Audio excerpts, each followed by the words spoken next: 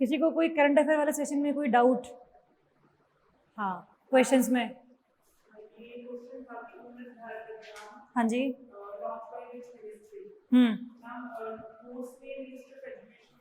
जी।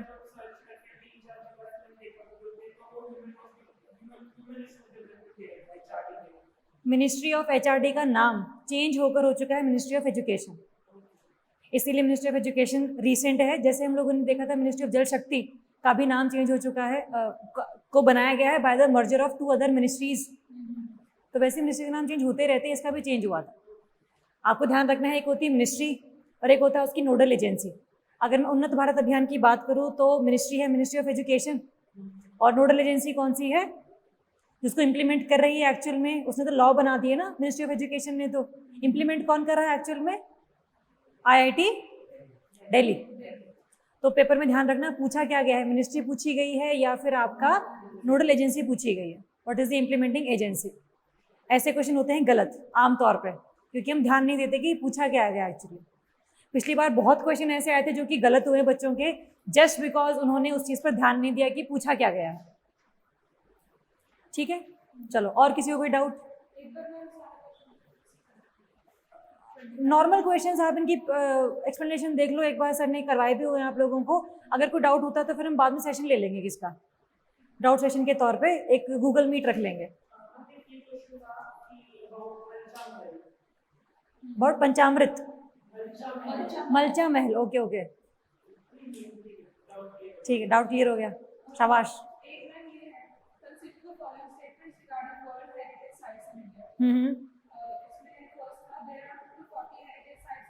बिल्कुल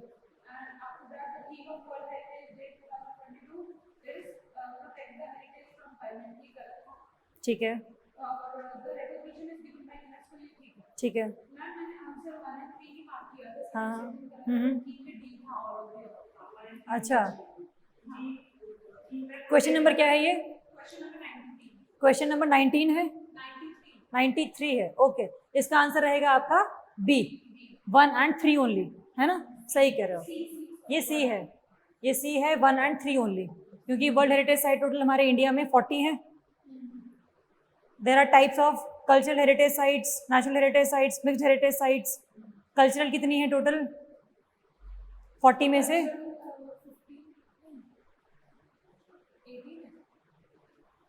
ये मुझसे पूछे, मैं तुमसे पूछ रही हूँ। 40 में से 32 हैं कल्चरल साइट्स, ताजमहल हो गया, फतेहपुर सिकरी हो गया, कल्चरल, जिनका कल्चरल सिग्निफिकेंस है।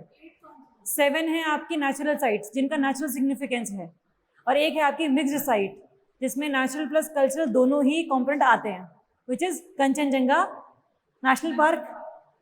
ठीक है, तो ये फैक्ट्स हैं जो कि पेपर में आते हैं। पेपर में क्वेश्चन कैसे आएगा? Which of the following sites are not covered under the world heritage sites. तो आपके लिए होमवर्क ये है कि आपने जो 40 हैं अपने हाथों से एक पेज पर लिखनी है, ताकि पेपर में अगर ऐसा क्वेश्चन आए तो बहुत ईजी क्वेश्चन होगा वो, और वो हमारा गलत नहीं होना चाहिए।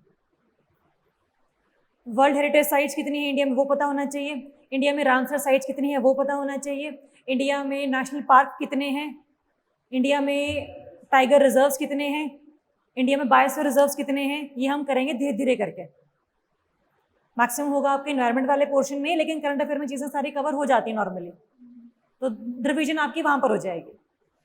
ठीक है, और किसी को डाउट पिछले सेशन में टेस्ट में? गुंजन, आपको आंसर शीट मिल गई थी? ठीक, क्लैरिटी है सभी को? शुरू करें फिर मार्च मंथ?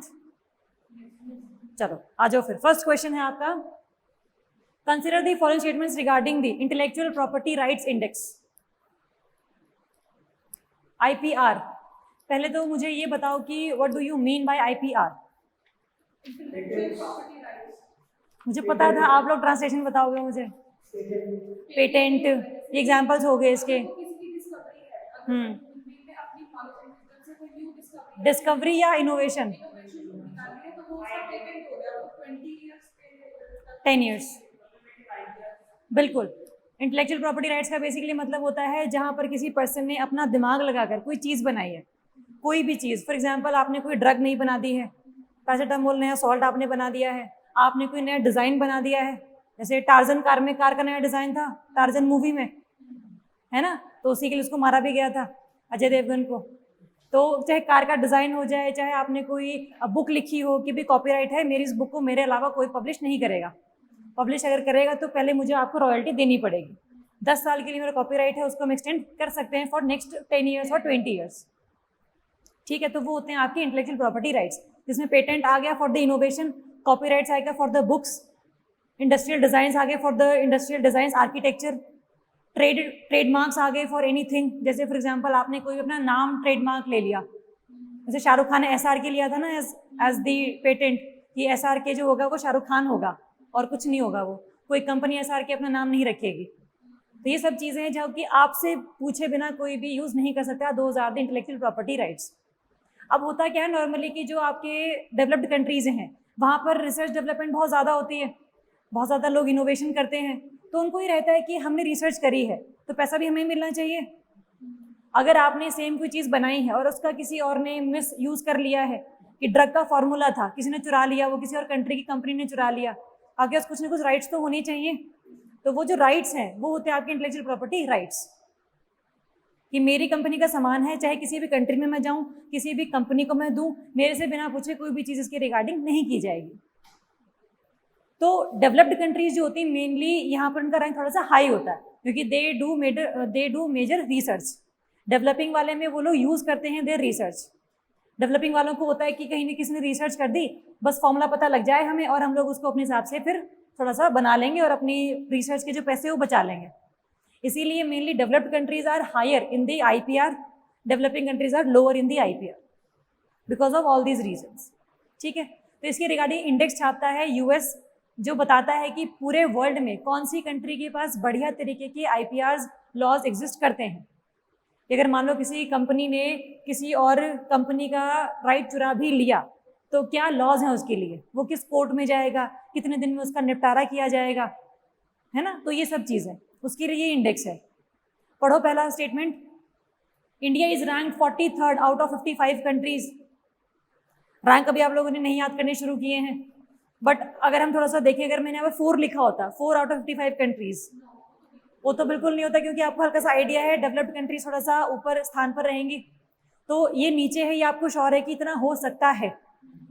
ठीक है, सेकंड आ जाओ, this index is touted by USA। जब USA चैम्बर ऑफ कॉमर्स, उनका एक पूरा का पूरा ये आपका कह लो कि डिपार्टमेंट है जो कि इस इंडेक्स को रिलीज करता है। अब जो कंट्री इसको रिलीज करेगी कि क्या वो टॉपर नहीं होगी अपने लिए, तो जब USA ने ही रिलीज किया है तो USA ही टॉपर होगा, तो USA is at the top of this index. और इंडिया का रैंक कितना है, 43rd आउट ऑफ 55 कंट्रीज। ठीक बात है, रैंक ध्यान रखेंगे, क्या ये इंडेक्स है वो ध्यान रखेंगे, इसका बेसिक पर्पस क्या है रिलीज करने का, और साथ में किसने टॉप किया है। तो आंसर क्या रहेगा इसका, both 1 and 2, answer is C। Paper से पहले अगर ये मार्च 2022 में करंट अफेयर आया है, अगर खुदा ना खास्ता पेपर हो जाता है फिर से पोस्टपोन, जुलाई 2023 में अगर ये पोस्टपोन हो गया, तो उस टाइम पर इंडेक्स कौन सा रिलीज हुआ होगा लेटेस्ट, कौन सा रैंक होगा, किसने टॉप किया होगा, वो पता होना चाहिए। तो कहने का मकसद है लेटेस्ट न्यूज़ हमें पता होनी चाहिए, तभी हम ना एक साल करंट अफेयर करते हैं, क्योंकि पिछले साल जाते हैं ना जब हम लोग, चीज़ें रिपीट होनी शुरू हो जाती हैं, और रेपिटेशन में कभी लगता है कि ये नया था कि वो नया था। इसलिए जो भी इंडेक्स नया होगा सिर्फ वो करवाऊंगी मैं आप लोगों को, बाकी और इंडेक्स हम पिछले साल वाले करेंगे ही नहीं, ताकि रैंक में कन्फ्यूजन ही ना हो हमें, है ना। चलो, तो answer would be C, both 1 and 2। Explanation दी हुई है, घर जाके रिवाइज करना, PDF अपलोड कर दी जाएगी ऑन दी ऐप। ठीक है, हिंदी प्लस इंग्लिश दोनों में। किसी का हिंदी मीडियम है यहाँ पे, सब इंग्लिश मीडियम वाले हैं, इंग्लिश समझ बायलिंगुअल तो समझ आ रहा होगा लेक्चर तो, ठीक है। चलो नेक्स्ट, प्रधानमंत्री जन औषधि परियोजना। जन औषधि का मतलब क्या होता है हमारे लिए, स्पेशली औषधि तो मेडिसिन हो गया, बट जन औषधि का मतलब क्या है, लोगों के लिए। वाह, जन औषधि का मतलब होता है, जैसे मैंने आप लोगों को बोला कि मेरी कोई कंपनी थी, मैंने रिसर्च किया, मैंने डेवलपमेंट करी, मैंने एक ड्रग बना दी। अब पहले मैंने उसको बनाया, पहले उसका मैंने रिसर्च किया, फिर मैंने उसको लैब में ट्रायल किया उसका, फिर मैंने एनिमल ट्रायल किए, फिर मैंने ह्यूमन ट्रायल किए, उसके बाद मैंने उसको अप्लाई किया WHO में, उसके बाद मुझे लाइसेंस मिला। इन सब में जो पैसा खर्च हुआ, मेरा पैसा काफ़ी खर्च हुआ, तो मेरी ड्रग का नाम क्या होगा, it would be branded drug. जब 20 साल हो गए उस ड्रग को आए हुए, अब 20 साल हो गए, कितना पैसा कमाओगे एक बार रिसर्च कर ली तो, है ना? 2 साल तो दे देंगे आप लोगों को हम एक्सेस का। 20 साल के बाद अगर आपको लगता है कि मैंने इसमें कुछ नया चेंज नहीं किया और मेरा जो IPR है, जो मेरा पेटेंट है, वो रिन्यू भी नहीं हो सकता, तो मैंने क्या किया कि उस ड्रग को मैंने डीलाइसेंस कर दिया एज अ गवर्नमेंट, कि मेरे यहाँ पर अगर आपको ये ड्रग बेचनी है तो इसका जो फॉर्मूला होगा वो मुझे पता होना चाहिए। फॉर्मूला मेरे पास आ गया। 20 साल के बाद मलेरिया की कोई भी ड्रग आई हो तो अब बना सकते हैं ना, क्योंकि हमारा देश पूरा पीड़ित है उस चीज़ से, है ना? तो फॉर्मूला मेरे पास आ गया, बट फॉर्मूला लाने के लिए मैंने कुछ मेहनत तो नहीं करी, मैंने ट्रायल्स वगैरह नहीं किए, मुझे पता है कि this would be effective drug. तो वो ड्रग होती है जिसका लाइसेंस रद्द हो चुका होता है, लाइसेंस खत्म हो चुका होता है, that drug is called the Jan Aushadhi. English में अगर हम इसको बोले तो that would B generic drug. Generic तो सस्ती पड़ेगी बेसिकली हमें, सरकार को सस्ती, लोगों को भी सस्ती, अच्छी बात है ये तो, है ना? तो उसके रिगार्डिंग सरकार को केंद्र खोलने हैं जगह जगह पर, रेलवे स्टेशन पर, बस स्टैंड पर, जहां पर भी लोग ज्यादा जाते हो।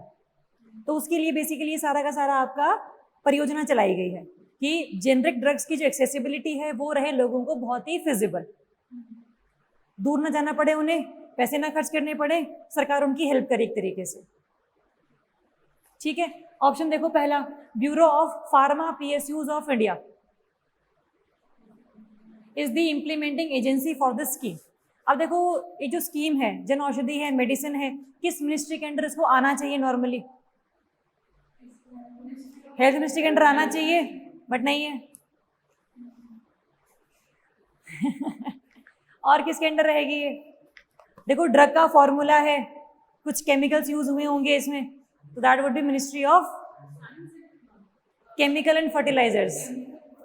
केमिकल्स यूज होते हैं उसमें, ड्रग में, फॉर्मूला में पूरे कॉम्बिनेशन यूज होते हैं ना, पैरासीटामोल में कॉम्बिफ्लैम भी है, ये भी, ये सब कुछ है, सारे सॉल्ट्स होते हैं उसमें। तो ministry of chemical and fertiliser industry would be the ministry and implementing agency would be BPPI, bureau of pharma PSUs of India. This comes under the department of chemical and fertiliser, department comes under ministry of chemical and fertilisers. ठीक है, तो first option would be correct. Second देखो, पढ़ो जरा, the target is to increase the Pradhanmantri Jan औषधि केंद्र। केंद्र क्या होंगे? जहां पर आपको सॉल्ट मिलेगा, जहां पर आपको ड्रग मिलेगी, to 1 lakh by the end of March 2020-25। अब केंद्र लगाने कितने हैं? 1 लाख का टारगेट है हमारा क्या? पूरे इंडिया में 1 लाख केंद्र लगाना पॉसिबल है हमारे लिए? नो।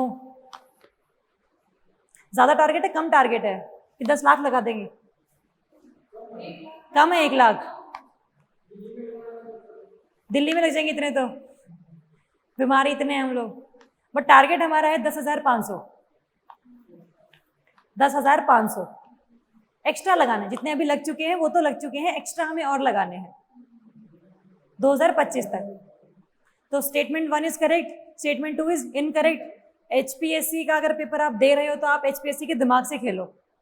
आपको पता है कि पिछले 2 साल में जो पेपर हुआ है HPSC का प्रीलिम्स, उसमें फैक्ट्स आए हैं, और फैक्ट्स भी कोई ऐसे बहुत फेमस फैक्ट्स नहीं कि जो मतलब सबको ही पता हो। ऐसे फैक्ट्स भी हैं जो कि लोग कहते हैं कि यार ये थोड़े आएगा, इतना डीप थोड़े पूछेंगे, पेपर में वही दिख जाता है। जो आपके फैक्ट आंखों के आगे से निकल जाए तो आपको याद होना चाहिए पेपर तक,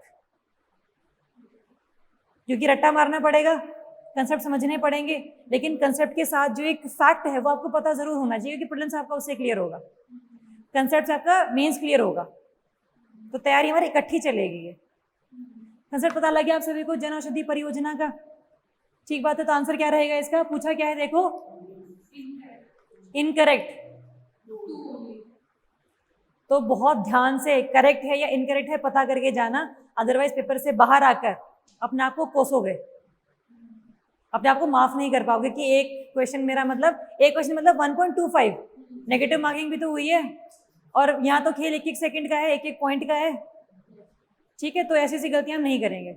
इनकरेक्ट है तो आंसर क्या रहेगा आपका? B2 only. चलो नेक्स्ट आ जाओ फिर, रिगार्डिंग दी INS विशाखापट्टनम, सुना है इसके बारे में? नाम तो सुना होगा, नाम तो सुना है, डिस्ट्रॉयर है ये, राइट?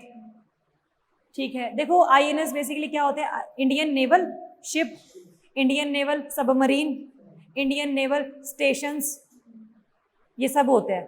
तो देखना है आपने कि शिप की बात कर रहे हैं, सबमरीन की बात कर रहे हैं या फिर स्टेशन की बात कर रहे हैं। फर्स्ट स्टेटमेंट पढ़ो, it is stealth guided missile frigate.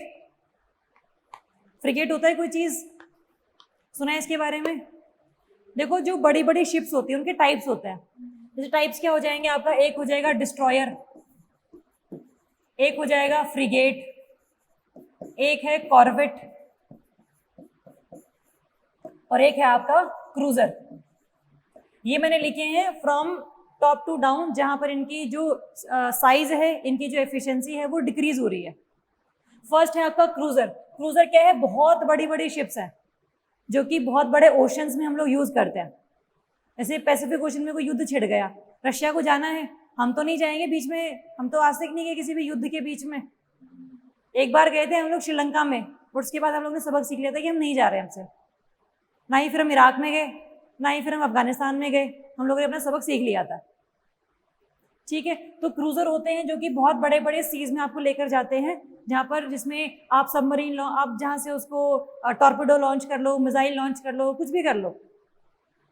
ये इंडिया के पास नहीं है क्योंकि India did not participate in these kinds of activities in the ocean level वाले में। तो India does not have cruiser. उससे जो नीचे का वर्जन आता है वो है आपका डिस्ट्रॉयर। डिस्ट्रॉयर होगा मतलब किसी भी सिटी के नाम पर, INS Visakhapatnam, INS Kolkata, INS Kochi, INS Delhi, ये सब होंगे आपके डिस्ट्रॉयर्स। जनरल से क्लासिफिकेशन नहीं है। विशाखापट्टनम में तो क्या होगा, वो सिटी है, डिस्ट्रॉयर होगा, तो फ्रिगेट तो बिल्कुल नहीं है। First option is neglected. फिर आता है आपका फ्रिगेट, फिर आता है corvette. Internationally there is a definition for destroyer, internationally there's a definition for the corvette but there is no definition for the frigate. corvette क्या है, बहुत छोटी छोटी शिप्स हैं, स्मॉल शिप्स, जो कि आप सीज में यूज करते हो। कैस्पियन सी में चले गए, जो छोटा वाला एरिया है, क्योंकि छोटे शिप्स होते हैं, इनको मनूवर करना बहुत ईजी होता है ना, कहीं पर भी मोड़ लो, कितनी भी स्पीड से मोड़ लो, है ना। तो उस तरीके से ये कॉर्वेट्स हैं जो कि स्मॉल शिप्स हैं, जो कि युद्ध में काम आती हैं लेकिन छोटे लेवल पर। जो चीज ना डिस्ट्रॉयर है ना कॉर्वेट है, वो क्या रहेगी आपकी, फ्रिगेट। फ्रिगेट का जो नाम होगा मेनली वो किसके ऊपर रहेगा, किसी भी माउंटेन के नाम पर, किसी भी रिवर के नाम पर। INS Shivalik, INS Brahmaputra, all these are frigates. Clarity है? लिखते जाओ साथ साथ, ये बाद में नहीं याद रहेगा, या वीडियो देख लोगे, वीडियो रिकॉर्ड हो रही है, दोबारा देखोगे इसे, देख लेंगे, सह लेंगे। अच्छा ठीक है, जैसा आपको ठीक लगे। लेकिन एक बार जो किसी भी टीचर के मुंह से कोई शब्द आ गया, पेपर में उसके क्वेश्चन आ गए, तो हमारे पास तो रिकॉर्डेड वीडियोस है कि हमने तो कराया था। हमारे पास तो प्रूफ है कि हमारे किराए में से आया है। आपका भी सही होना चाहिए, कहने का मकसद ये है। ठीक है, तो ये दो चार चीजें जो हमें पता होनी चाहिए। कॉर्वेट का नाम किसके ऊपर होगा, किसी पर्सनल वेपन के नाम पर। आईएनएस कृपाण, पर्सनल वेपन, पर्सनल वेपन, हथियार। ठीक है, तो आईएनएस कृपाण इज वन ऑफ दी आपका कॉर्वेट। आईएनएस किल्तान, तो ये सब आएंगे साइंस एंड टेक में जब आपका मॉड्यूल होगा, बट फिलहाल के लिए आपको हल्का सा आइडिया होना चाहिए कि क्या एक्चुअल में चीजें जिंदगी में चल रही हैं। अब देखो second statement, INS Visakhapatnam, it is indigenously designed by the Indian navy and constructed by Mazagon dock shipbuilders. INS Visakhapatnam और चाहे आईएनएस कोची हो जाए, आईएनएस कोलकाता हो जाए, ये इंडिया ने खुद बनाए हैं अपने आप से। अदरवाइज आज तक हम लोगों से उधार लेते थे, बट ये हम लोगों ने खुद बनाने शुरू किए हैं। पेपर में क्वेश्चन ये भी आता है किसने बनाया है। कंपनी का नाम आया था ना पिछली बार एचसीएस में, पिछले से पिछली बार, कि ये जो एयरक्राफ्ट है वो कौन सी कंपनी ने बनाया है, बोइंग है या फिर कोई और है। तो इंडिया वाला तो कम से कम पता होना चाहिए हमें। इसका हेडक्वार्टर कहाँ है हमारे लिए, मुंबई में, Mazagon dock shipbuilders. Indian navy ने इंडिजिनियसली बनाया है। ठीक है, विशाखापट्टनम का एक प्रोजेक्ट है, जैसे होता है ना project 15, project 15A, project 15B, किसके रिगार्डिंग ये प्रोजेक्ट्स हैं वो पता होने चाहिए हमें। फॉर एग्जाम्पल हमारे पास सबसे इंपॉर्टेंट है प्रोजेक्ट 15। 15 क्या है, आप कैसे याद करोगे इसे कि जब 15 ईयर्स के हम होते हैं तब 10th क्लास हो रखी होती है हमारी, 15 साल के बच्चे 10th पास आउट होते हैं। अब 10th के पास किसी बढ़िया स्कूल में जाएगा। हरियाणा में कल्चर क्या है कि 10th तक तो हम पढ़ते हैं हरियाणा बोर्ड के स्कूल्स में, 11th में हम चेंज करते हैं CBSE, है ना। ये कल्चर बहुत आप लोगों ने नोटिस भी किया होगा, I am one of them, है ना। तो ऐसा होता है, तो इसीलिए हम क्या करते हैं कि प्रोजेक्ट 15 है और जो बच्चा है वो पढ़ने के लिए बाहर जाएगा। कहाँ जाएगा? सबसे पास कौन सा सिटी है हरियाणा में जिसमें पढ़ने जा सकते हैं एक्चुअल में? चंडीगढ़। दिल्ली भी हो सकता है, चंडीगढ़ नहीं है, दिल्ली है। ऑप्शंस आपके पास दो हैं, लेकिन Delhi is more preferable, more exposure है वहां पर। प्रोजेक्ट 15 क्या है आपका? Delhi class destroyers. Project 15A, अब दिल्ली भी घूम लिया, अब जाएंगे उस सिटी में जो कि सबसे पुरानी सिटी मानी जाती है। नहीं, हरियाणा में नहीं, पूरे इंडिया में। कोलकाता, INS कोलकाता जो होगा वो होगा आपका प्रोजेक्ट 15A। प्रोजेक्ट 15B आएगा, फिर B से B और विशाखापट्टनम, V और B कर पा रहे लिंक इसको? तो project 15B would be Visakhapatnam class destroyer. धीरे धीरे सबमरीन्स भी आएंगे हमारे करंट अफेयर्स में, तब मैं आपको उसके प्रोजेक्ट बताऊंगी। फिलहाल मैंने सिर्फ 3 डिस्ट्रॉयर्स के बताए आप लोगों को, याद रहेंगे ये? ठीक है, चलो। तो ये दोनों स्टेटमेंट्स हमारी, एक तो गलत है एक सही है। पूछा क्या है देखो हम लोगों से? करेक्ट, तो आंसर क्या रहेगा हमारा? 2 ओनली। क्लैरिटी है सभी को?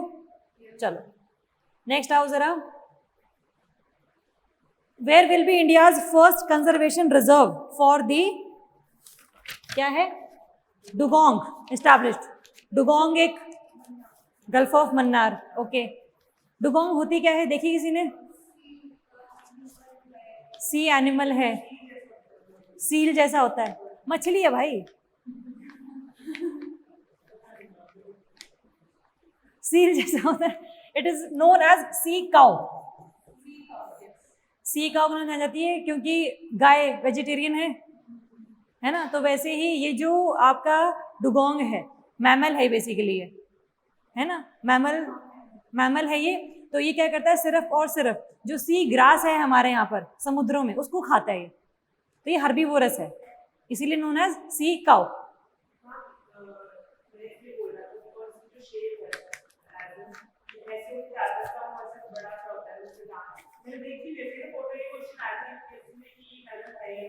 अच्छा ठीक है, पेपर में मेरे ख्याल से लगता नहीं ऐसा क्वेश्चन आएगा हमारे लिए कि शेप दी हुई है और बताओ कि ये डुगोंग है कि ये शार्क है। हाँ ठीक ठीक, मान लिया आपकी बात, शाबाश। चलो आंसर क्या रहेगा sir? Gulf of Mannar. Mainly मिलती कहाँ है हमें? जैसे डुगोंग है, कोई भी एनिमल जब होता है ना न्यूज में, तो पहली बात तो वो न्यूज में क्यों ये पता होना चाहिए, साथ में उसका जो स्टेटस है दैट इज IUCN स्टेटस। सुना है इस ऑर्गेनाइजेशन का नाम IUCN? IUCN is international union for conservation of nature and natural resources. ये हर साल एक लिस्ट निकालता है, दैट्स कॉल्ड रेड लिस्ट। उस रेड लिस्ट में, रेड डेटा बुक में 9 कैटेगरीज हैं। जैसे for example extinct, totally extinct, पूरी दुनिया से जा चुका है ये। एक्सटिंक्ट इन वाइल्ड, सिर्फ हम लोगों ने इसको जू में रखा हुआ है, बाकी वाइल्ड में नहीं मिलता अभी, जंगलों में नहीं है ये। फिर आपका क्रिटिकली एंडेंजर्ड, फिर एंडेंजर्ड, फिर वल्नरेबल, नियर थ्रेटन्ड, फिर आपका least concern, data deficient, not evaluated. ये 9 कैटेगरीज हैं हमारे। तो उस कैटेगरी, किस कैटेगरी में ये एनिमल पड़ता है वो हमें पता होना चाहिए, जो भी न्यूज में रहेगा। सभी नहीं पढ़ने हमें, because there are around 7 million species on the earth and humans are just one of them. तो कितनों का याद रखेंगे? तो जो एक साल में न्यूज में रहे होंगे वो याद रखेंगे। याद करेंगे कैसे कि क्रिटिकली एंडेंजर्ड है या एंडेंजर्ड है या वल्नरेबल है? एक साल जब आप कर लोगे ना तो आपके पास अराउंड कम से कम 50 स्पीशीज हो जाएंगी। तो कौन सा एंडेंजर्ड है, कौन सा क्रिटिकली एंडेंजर्ड है, सब गायब हो जाएगा। तो जो भी एनिमल पढ़ो उसका कोई ना कोई निमोनिक, कोई ना कोई स्टोरी बना लो उसकी। फॉर एग्जाम्पल डुगोंग में यू आता है, वल्नरेबल में भी यू आता है, तो ये क्या रहेगी आपकी? वल्नरेबल कैटेगरी में। ठीक है, तो ये गल्फ ऑफ मन्नार में पहला रिजर्व बनेगा आपका इसमें कि वहां पर उस एरिया में कोई भी इलीगल फिशिंग नहीं करेगा, कोई भी किसी तरीके की माइनिंग नहीं होगी, डीप सी माइनिंग, कोई भी हम लोग तेल के कुएं नहीं वहां पर बनाएंगे, एक्सट्रैक्शन ऑफ ऑयल नहीं करेंगे, ताकि इस एनिमल को कोई भी दिक्कत ना फेस करनी पड़े। तो that is the gulf of Mannar में सब चीजें रहेंगी। गल्फ ऑफ मन्नार इंडिया में कहाँ पर है? Near Tamil Nadu. Gulf of Mannar और बे ऑफ बंगाल को कौन सी स्टेट अलग करती है? पाक स्टेट। ठीक है, क्वेश्चन ऐसे भी आते हैं। जो भी चीज न्यूज में रहे उसके आसपास की जो भी चीजें रहती है हम डिस्कस करते रहेंगे। बाकी मॉड्यूल्स में आप करोगे, लेकिन वो रिवीजन होगी आप लोगों के लिए। तो होना क्या चाहिए ना, धीरे धीरे हर क्लास का कॉन्फिडेंस आपका ऊपर जाना चाहिए कि मुझे ये भी आता है, मुझे ये भी आता है, डाउन नहीं होना चाहिए। और वो होगा कैसे? जब हम चीजों को इंटरलिंक करके पढ़ेंगे। तो इसका आंसर क्या रहेगा आपका? Gulf of Mannar. अब इससे आपको इतना तो जाहिर है कि जो डुगोंग है वो मिलेगी कहाँ पर? गल्फ ऑफ मन्नार के आसपास, अंडमान निकोबार के आसपास। गल्फ ऑफ खंबात में मिल जाएगी आपको। ये एनिमल है, तैर सकता है। अभी गल्फ ऑफ मन्नार में आगे भी निकल सकता है, तो रोक टोक तो नहीं है इसको बाउंड्रीज पता है। तो गल्फ ऑफ खंबात जो गुजरात वाला एरिया है आपका, वहां भी ये मिल जाएगी आपको। अंडमान निकोबार भी मिल जाएगी आपको ये, और गल्फ ऑफ मन्नार तो है ही है। ठीक बात है। तो आंसर है आपका इसका gulf of Mannar. It is known as sea cow, herbivorous है, वल्नरेबल कैटेगरी है IUCN में। शेड्यूल्स होते हैं, वो लिस्ट नहीं होती, हमारा एक्ट होता है WPA 1972, wild life protection act 1972। ये 1 में है, शेड्यूल 1 में है। शेड्यूल 1 में वो स्पीशीज होंगी जो कि बहुत ज्यादा खत्म होने के कगार पर बैठी हुई हैं, जिनको बचाना हमारे लिए हाईली हाईली हाईली जरूरी है। शेड्यूल 2 में कौन सी होंगी? जो खत्म होने वाली है बट शेड्यूल 1 से कम है। 3 में कौन सा होगा? 1 और 2 से कम है। 4 में क्या होगा? 1, 2, 3 से कम है। शेड्यूल 5 में वो स्पीशीज हैं जो कि धड़ल्ले से आप मार सकते हो, कोई आपको रोकेगा नहीं। कि आपने चूहा मार दिया, आपको कोई जेल नहीं होगी। आपने छिपकली मार दिया, आपको कोई जेल नहीं होगी। कॉकरोच मार दिया, आपको कोई जेल नहीं होगी। तो ऐसी स्पीशीज जिनको आप मार सकते हो, आपको प्रोटेक्शन देने की जरूरत नहीं है, आपको पनिशमेंट भी नहीं मिलेगी, those species are included under the schedule 5 of WPA। Schedule 6 भी है एक। शेड्यूल 6 में प्लांट्स हैं। प्लांट्स कौन से? मेडिसिनल प्लांट्स, एरोमेटिक प्लांट्स, जिनकी प्रोडक्शन, जिनका एक्सपोर्ट, जिनकी सेल आप सरकार से बिना पूछे नहीं कर सकते। अगर आपने अफीम लगाना है तो आपको सरकार से पूछना पड़ेगा, सरकार से परमिशन लेनी पड़ेगी। तो these are medicinal plants. Opium use होता है ना हमारे ड्रग्स में। ठीक है, चलो। तो ये WPA में 6 शेड्यूल्स हैं। IUCN की लिस्ट में 9 कैटेगरीज हैं। कौन सी कैटेगरी में कौन सा एनिमल है वो धीरे धीरे हम लोग करते चले जाएंगे। आ जाओ, नेक्स्ट है फिर आपका सागर परिक्रमा। एक ये इनिशिएटिव था जो कि अभी मार्च में चलाया गया था। सागर परिक्रमा नाम से ही क्लियर है, क्या कर रहे होंगे? इंडियन ओशन के गुजरात से लेकर बंगाल तक जा रहे होंगे। क्या करेंगे? फर्स्ट ऑप्शन पढ़ो। पेट्रोलिंग करेंगे। आप बता रहे कि पेट्रोलिंग करेंगे? क्या पूछ रहे हो? अच्छा, नहीं, पेट्रोलिंग नहीं करेंगे। First option, it is an initiative of Indian navy. First तो ठीक है, ठीक लग रहा है कि ठीक है? ठीक लग रहा है। लगने में और होने में जमीन आसमान का अंतर होता है। पेपर हमारा पास हो जाएगा, हमें लगता है। कट ऑफ 60 से नीचे जाएगी, कट ऑफ जाती है 68। तो लगने में और होने में फर्क है। ये इंडियन नेवी द्वारा चलाया गया नहीं है। ये एक ऐसा प्रोग्राम है जहां पर हम लोग चाह रहे हैं कि गुजरात से लेकर बंगाल के जो भी फिशरमैन हैं उनकी क्या प्रॉब्लम्स हैं, उनको हम कैसे सॉल्व कर सकते हैं, उनको हम बेसिकली क्या सुविधाएं प्रोवाइड कर सकते हैं जिससे कि उनका जो जीवन है वो सुखद हो जाए। ये पता लगाने के लिए हम पूरा गुजरात से लेकर बंगाल तक जाएंगे। मकसद तो इसका ये है। अब सागर परिक्रमा है, जब फिशरमैन भी आ गए तो मिनिस्ट्री कौन सी आएगी? अब ministry of fisheries and animal husbandry वही आएगी। तो इनिशिएटिव ऑफ, फर्स्ट स्टेटमेंट क्या हो जाएगी? Initiative of ministry of fisheries and animal husbandry. First is wrong. Second, it is conducted to check the interference of neighboring countries in the Indian Ocean। Creativity देख रहे हो question बनाने की मेरी? Both कर, या तो बोथ करेगा या नाइदर करेगा। तो ऐसे क्वेश्चन आते हैं। ठीक है, तो इसका आंसर क्या रहेगा आपका? अब देखो, अगर यहाँ पर पूछा होता इनकरेक्ट तो बोथ आ जाता, पूछा है करेक्ट तो क्या आ जाएगा? D, neither one nor to.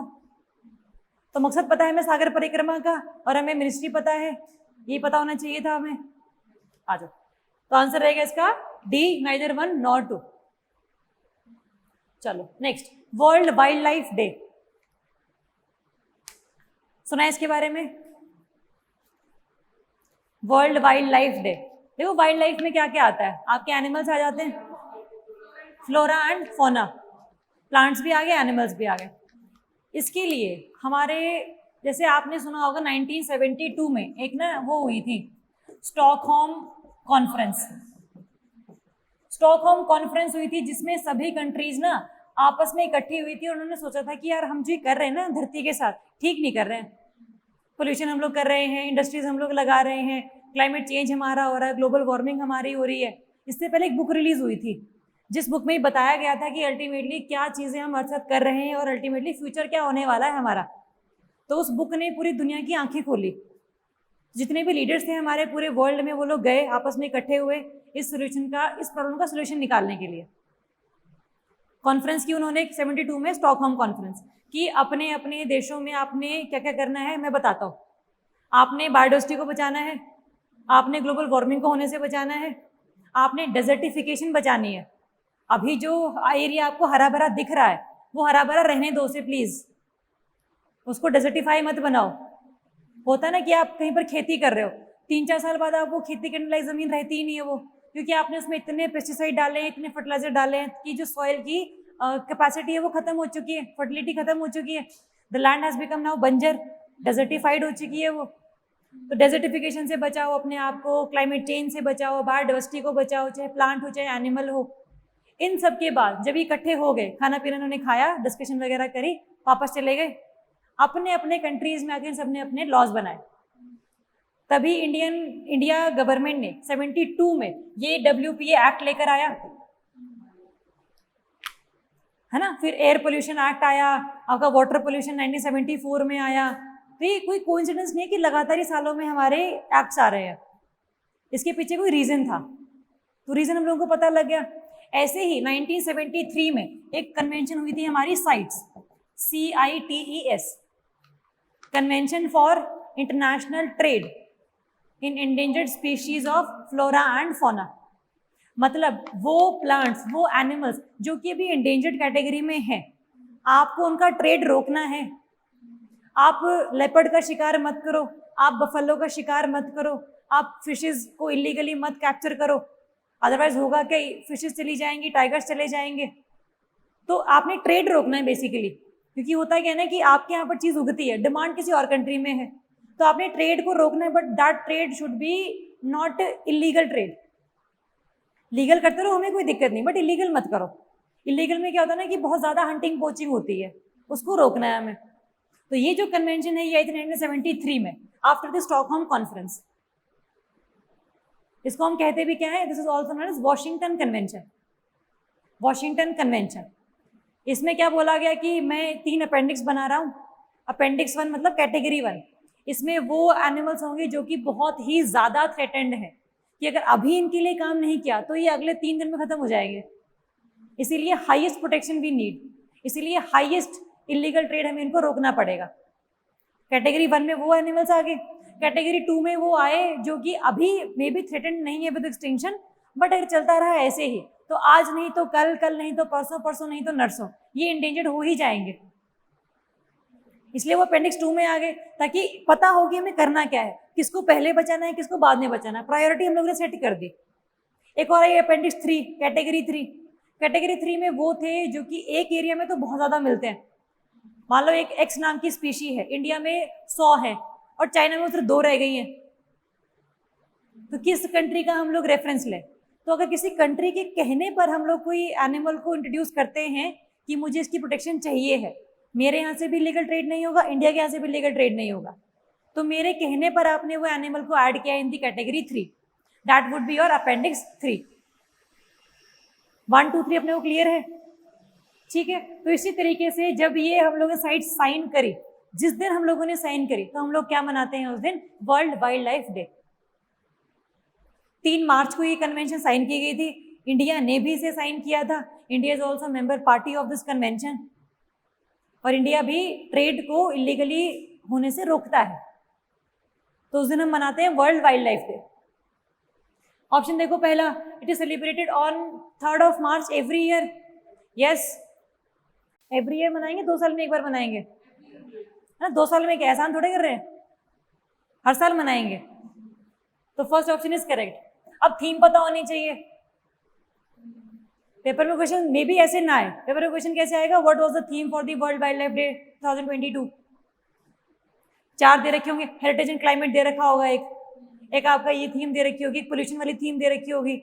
आपने थीम सुन रखी होंगी सारी कि अलग अलग डेज की होंगी वो, बट एक्चुअल में कौन से डे का वो नहीं पता होगा क्योंकि रिवीजन नहीं हुई होगी। तो कोई भी थीम ध्यान रखो, कोई भी डे ध्यान रखो, तो उसको किसी निमोनिक के साथ जोड़ दो, किसी कहानी के साथ जोड़ दो।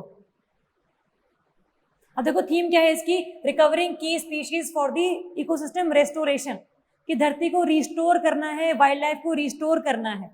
कुछ ऐसा ऐसा शब्द अपने, कुछ ऐसा ऐसा जो सेंटेंस अपने दिमाग में बना लो ताकि फ्यूचर के लिए आपको याद रह जाए। मैं पूछती रहूंगी बीच बीच में, थीम्स और डेज रिविजन आपकी होती रहेगी साथ साथ, तो वैसे भी रिवीजन होती रहेगी, लेकिन आपने अपने एंड पर भी रिवीजन करनी है। ये पीडीएफ शेयर किया जाएगा आपके साथ, आपने पीडीएफ पढ़ना है घर जाके, क्योंकि मैं सिर्फ क्वेश्चंस करा रही हूँ, इसकी एक्सप्लेनेशन में जो भी चीज़ें होंगी आपने घर जाके बाद दोबारा पढ़नी है। एक्सप्लेन मैं कर रही हूँ सारा, फिर भी कोई डाउट रहता तो उसको हम पढ़ लेंगे। चलो, इसका आंसर क्या रहेगा, पूछा क्या है करेक्ट, तो answer would be both 1 and 2। चलो, तो answer is C. Next, state of India's environment report. कोई भी रिपोर्ट होगा, कोई भी इंडेक्स होगा, कौन रिलीज करता है तो पता होना चाहिए। तो state of India's environment report, environment report का बेसिकली मतलब क्या है ना इसका, कि हमारे यहाँ पर एसडीजी नाम सुना होगा आप लोगों ने, सस्टेनेबल डेवलपमेंट गोल, है ना? कितने हैं टोटल? 17 गोल्स हैं और 169 टारगेट्स हैं। ठीक बात है। अब इन एसडीजीज को अचीव करने में कौन सा स्टेट सबसे अच्छा है, कौन सा स्टेट सबसे बुरा है, उसको अगर मुझे रैंक करना है तो मैं कौन सी रिपोर्ट निकालूंगी, state of India's environment report. कि इन एसडीजी गोल्स, फॉर एग्जांपल मुझे हंगर को खत्म करना है, मुझे पॉवर्टी को रिड्यूस करना है, मुझे जेंडर इक्वालिटी लेकर आनी है, मुझे मरीन इकोसिस्टम को बचाना है ना? तो ये सब जो चीज़ें होंगी वो एसडीजीज में लिखी हुई हैं। तो कौन से स्टेट ने उनको अचीव करने के लिए अपने आप को इनिशिएटिव उठाया है, उस रिपोर्ट में वो रैंक दिए जाएंगे।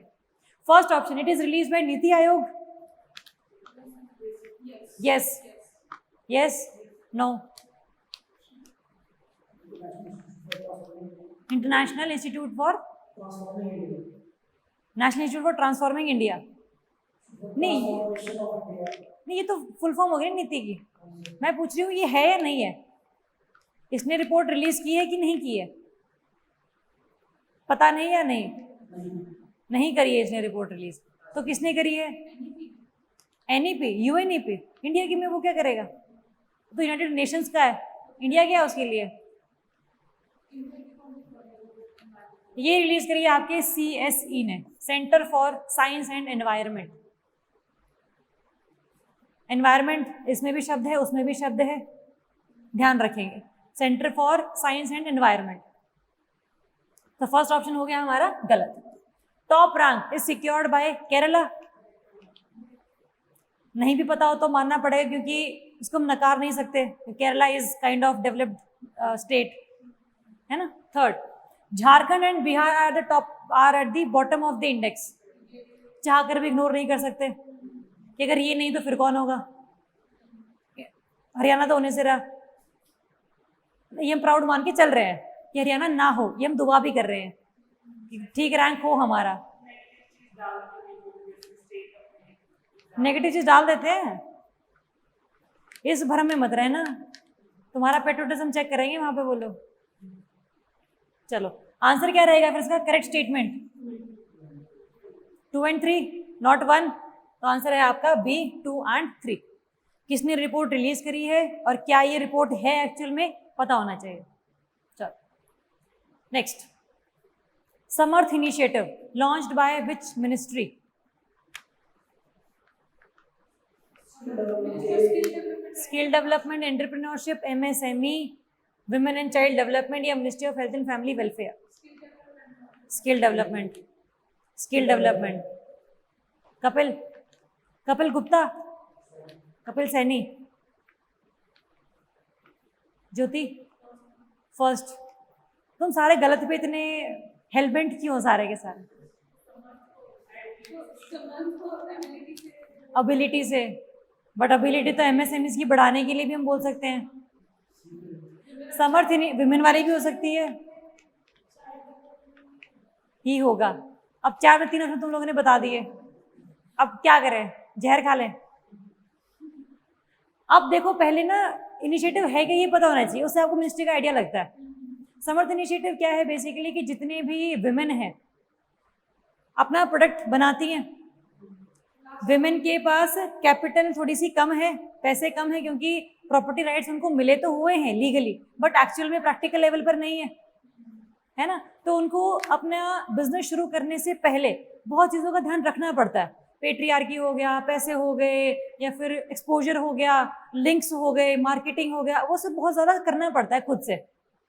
इसीलिए हम आपको एक प्लेटफॉर्म दे रहे हैं, एक इनिशिएटिव हम लोग चला रहे हैं, जहां पर बीइंग एन MSME आप एक विमेन होने के नाते हम आपको एक्सपोजर दिलाएंगे, हम आपको कैपिटल दे रहे हैं, आप अपना प्रोडक्ट बनाइए, जितने भी एग्जीबिशंस लगेंगे हम आपको सीट प्रोवाइड करेंगे कि आपका प्रोडक्ट तो वहाँ पर दिखेगा ही दिखेगा एग्जीबिशन में, चाहे वो एग्जीबिशन नेशनल लेवल पर हो, चाहे वो एग्जीबिशन इंटरनेशनल लेवल पर हो।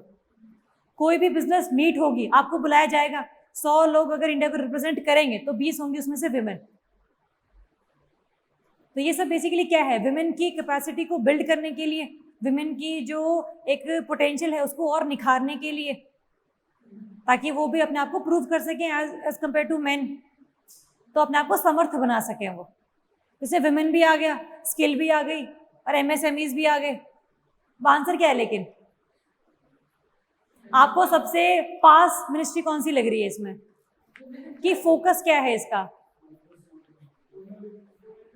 बिजनेस शुरू करवाना। बिजनेस कौन सा है आपका? मिनिस्ट्री ऑफ बिजनेस, मतलब कौन सा? माइक्रो स्मॉल एंड मीडियम, है ना। तो आंसर क्या रहेगा इसका?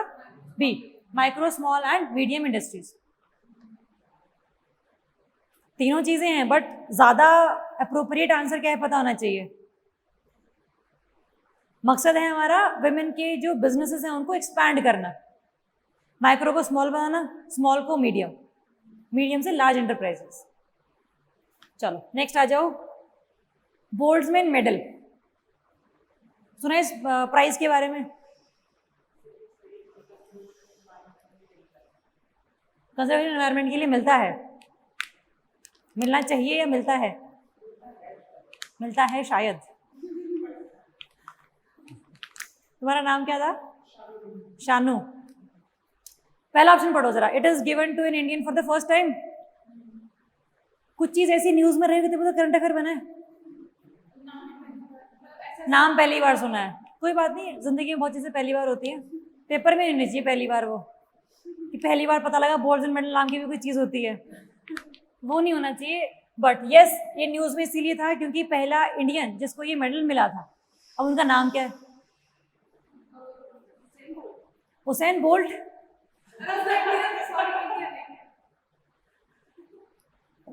ये मैं एडिट करवा दूंगी वीडियो ताकि दीक्षा का आंसर किसी को पता ना चले दुनिया में। नहीं तो नेक्स्ट आलिया वुड बी दीक्षा। दीपक धर, उनको मिला है ये पहला इंडिया का पूरे वर्ल्ड का बोल्ट्जमैन मेडल। सेकंड, क्या ये मिलता है for the conservation of environment? नहीं, ये मिलता है उस पर्सन को जिसने फिजिक्स में बहुत अच्छा काम कर रखा होता है। फिजिक्स में, फिजिक्स साइंस, बोल्ट्जमैन कांस्टेंट भी है मेनली फॉर द फिजिक्स, तो आप उससे भी याद कर सकते हो। हाँ, आपके पास क्या था ग्रेजुएशन में? केमिस्ट्री, तभी आपको पता है। साइंस है ना बेसिकली +1 +2 में, तो उन सबको पता होगा। तो ये उनको मिलता है जो कि फिजिक्स में काफी अच्छा काम कर चुके हैं। आंसर क्या रहेगा इसका? Aditya answer A, 2 only. Incorrect पूछा है, तो आंसर वुड बी 2 ओनली। तो ये अवार्ड क्या है, इसका नाम क्या है, इंडिया में पहली बार किसको मिला है, और साथ में किसके लिए दिया जाता है, फिजिक्स में अच्छा काम करने के लिए। चलो next, Bahini scheme which is related to install vending machines to provide free sanitary pads is launched by which state, first time? Sikkim. Sikkim, एक तो टोन तुम्हारी बहुत ऐसी सी है, सिक्किम सिक्किम आज ही पढ़ा है ये, तो आंसर इज सिक्किम। नाम से क्लियर है, बहिनी स्कीम है। ये स्कीम बेसिकली क्या करेगी, जितने भी स्कूल्स में गर्ल हैं 9 to 12 स्टैंडर्ड्स की, स्कूल्स में वेंडिंग मशीन्स लगाए जाएंगे for the free sanitary pads, ताकि ड्रॉप आउट रेट्स कम हो सके हमारे देश में। ठीक है, तो आंसर रहेगा इसका सी, सिक्किम। नेक्स्ट आ जाओ, एक्सरसाइज वायु शक्ति। First option biennial exercise. Biennial का मतलब क्या होता है, एक साल में 2 बार या 2 साल में 1 बार? 2 साल में 1 बार, ठीक है। Conducted between India and Uzbekistan. Uzbekistan country का नाम सुना होगा, सही है स्टेटमेंट? No, okay. तो ये एक्सरसाइज किसके बीच में होती है अगर उज्बेकिस्तान नहीं है तो? शाबाश शाबाश गुंजन, उज्बेकिस्तान के साथ तो 10 क्लिक होती है, 2 भी हो सकती है गुंजन। कोंकण भी इंडिया यूके है, वरुणा भी इंडिया यूके है, 2 भी हो सकती हैं। आपकी बात सही है कि 10 क्लिक तो उसके साथ है। 10 click, DUSTLIK, exercise between India and Uzbekistan. ये वो एक्सरसाइज है जहां पर जो इंडिया है अपनी वायु शक्ति का प्रदर्शन करता है। मेरे पास ये एयरक्राफ्ट है, मेरे पास ये हेलीकॉप्टर है, मेरे पास इतनी सारी मिसाइल्स हैं, उसका एक तरीके से शो ऑफ है ना, दुनिया को दिखाने के लिए कि पंगा ना लिया जाए, क्योंकि बहुत सारे हथियार हमारे पास भी हैं, है ना। तो दिस इज नॉट बाइनियल। अब शो ऑफ हर साल करते अच्छे लगते हैं क्या? 2 साल में 1 बार कर सकते हैं, या कम है 2 साल? 3 साल भी तो हो सकते हैं, ट्राइनियल भी तो हो सकती है, हर महीने ये तो सब कुछ लेके भी जाना है वहां पर, ये जिसका शो ऑफ करना है। 3 साल में 1 बार, 1 साल में तो वैसे नहीं कर सकते क्योंकि हम लोग बहुत ही घटिया लगेंगे ऐसे कि यार शो ऑफ करे जा रहे हैं। 2 साल भी कम ही है, 3 साल में 1 बार। लेकिन यस, बताना जरूर है हर किसी को कि हमारे पास ये हथियार हैं। शक्ति प्रदर्शन होता है ना, बेसिकली हर कंट्री करता है। तो आंसर रहेगा आपका इसका first option is incorrect, it is a triennial, 3 साल में 1 बार। एंड बिटवीन क्या, इंडिया के हथियार इंडिया ही करेगा, इंडिया के air force. It is conducted within India by Indian air force. Second option देखो जरा, 2020-22 edition was postponed due to Russia Ukraine conflict. कि पता लगे यहाँ पर शो ऑफ करने के लिए सारे हथियार वहां पर लेकर गए, वहां उनकी जरूरत पड़ गई, वहां लेके जाने पड़ गए। हो सकता था ना, इंडिया का पार्टिसिपेशन काफी नीडेड माना जा रहा था कि हाँ तुम्हें भी पार्टिसिपेट करना चाहिए बिटवीन दी वॉर। तो इसके याद कर लेना कि इंडिया ने ये जो चीज थी ये पोस्टपोन कर दी थी कि हम लोग नहीं कर रहे हैं इसे। ठीक बात है, तुम होमवर्क भी लिखो, इस चीज को लिखो, होमवर्क एक्सरसाइज वायु शक्ति।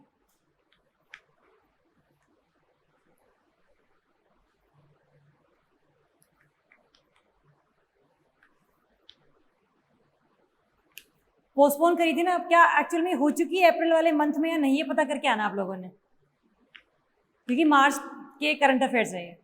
तो अप्रैल मई 2 महीने अभी निकल चुके हैं थोड़े से, तो इसमें अब हुई है कि नहीं हुई है हमें पता होना चाहिए। ठीक है, चलो पोस्टपोन तो जरूर की थी। Next, world air quality report.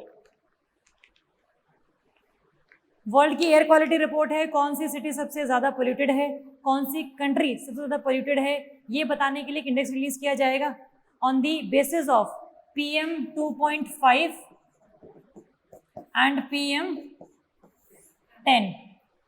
PM मतलब पार्टिकुलेट मैटर, बहुत छोटे छोटे कण। 2.5 का मतलब क्या है, 2.5 इज दी साइज, 2.5 माइक्रोग्राम पर मीटर क्यूब, इतनी इनकी डेंसिटी है, मास बाय वॉल्यूम की हम बात कर रहे हैं। तो 10 का 10 माइक्रोग्राम पर मीटर क्यूब, साइज 2.5 का छोटा है, 10 का ज़्यादा बड़ा है, इसीलिए 2.5 इज मोर डेंजरस, क्योंकि ये इजीली हम लोग इनहेल कर जाते हैं। ठीक है, तो इतने पूरे वर्ल्ड में कौन सी कंट्री में सबसे ज़्यादा PM 2.5 है या PM 10 है, ये बताने के लिए रिपोर्ट कौन सी आई है? World air quality report. अब आपने वो रिपोर्ट सुनी होगी कि एयर क्वालिटी डाउन हो जाने से बच्चों का जो थिंकिंग लेवल है वो डाउन हो जाता है, जो समझने की शक्ति है, सोचने की शक्ति थोड़ी सी कम हो जाती है ना, दिल भी नहीं लगता पढ़ने में कि यार मौसम इतना खराब है, बाहर बहुत स्टेगनेंट सा माहौल हो जाता है, दिल्ली में से स्मॉग पूरा छा जाता है कई दिनों तक, धूप ही नहीं निकलती, तो बहुत ना अजीब सा माहौल हो जाता है, उसमें बच्चा पढ़ नहीं पाता, उसका जो इंटेलिजेंस क्वोशिएंट है, IQ लेवल जो डाउन हो जाता है, एयर क्वालिटी अगर डाउन हो तो। आपने इसको याद रखना है, world air quality report is released by IQ air, ये ऑर्गेनाइजेशन है IQ एयर, स्विस ऑर्गेनाइजेशन है, स्विट्जरलैंड में इसका हेडक्वार्टर है, क्योंकि इसको देखते ही क्या याद आएगा? UNEP याद आएगा, UN एनवायरमेंट प्रोग्राम, वो नहीं है लेकिन। ठीक है, चीजें बहुत इजी हैं, लेकिन उनको हमें याद थोड़े तरीके से करना है। हाँ, air quality data base, data कौन रिलीज करेगा? जिसके हिसाब से ये रिपोर्ट बनाएगा, तो डेटा होगा WHO का, रिलीज करेगा रिपोर्ट IQ एयर, है ना। चलो, तो इसका answer first option is wrong. It considers PM 2.5 and PM 10 concentration for the pollution level. सही बात है, तो आंसर क्या रहेगा आपका इसमें? B2 only. अब बात आती है कि इंडिया में कौन सी ऐसी सिटी है जो सबसे ज्यादा पोल्यूटेड पाई गई है? दिल्ली, न्यू दिल्ली, न्यू, एक ही बात है, दिल्ली न्यू दिल्ली, हाँ, मुंबई, कोलकाता भी बोल दो, कोई चेन्नई भी बोल दो, चंडीगढ़ भी बोल दो, चंडीगढ़ बिल्कुल नहीं हो सकती, गुड़गांव नहीं, चंडीगढ़ होएगी, अगला करंट अफेयर जब कराओगे ना अगले महीने का, तब बताओगे कि चंडीगढ़ भी है, हैं? हाँ, चलो, इसका आंसर है B, लेकिन ये आपने ध्यान रखना है, इंडिया में न्यू दिल्ली इज दी सबसे बुरी, सबसे polluted capital city of the world, capital city. एक तो हम लोगों को ये ध्यान में रखना है, ठीक है, और साथ में हमें क्या ध्यान में रखना है कि पूरे वर्ल्ड में कौन सी ऐसी टॉप 5 पोल्यूटेड सिटीज हैं। ठीक है, 5 है आपकी, बांग्लादेश, पाकिस्तान, ताजिकिस्तान, इंडिया और चैड। चैड है आपका अफ्रीका में। अब बात आती है कि इनमें से फर्स्ट पर कौन है? फर्स्ट है आपका बांग्लादेश, सबसे ज्यादा पोल्यूटेड कंट्री, फिर है आपका चैड, फिर है आपका पाकिस्तान, फिर है आपका ताजिकिस्तान, और फिर है आपका India. These are the top 5 countries who are most polluted. ठीक है, इसको आप चेक भी करना कि क्या ये सिर्फ PM 2.5 है, PM 2.5 + 10 है, दोनों भी हो सकती है, एक भी हो सकता है, ये आपके लिए होमवर्क है।